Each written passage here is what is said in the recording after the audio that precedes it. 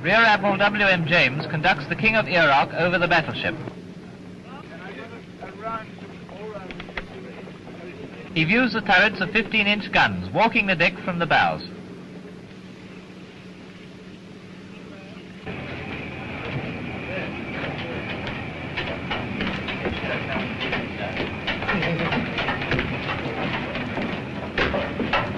From the control top, he gets an elevated view of the ship's activities.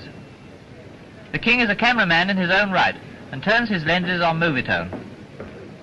Before departing, he wishes the renowned good luck. I am very pleased with which I seen today, and I wish the narrow good luck.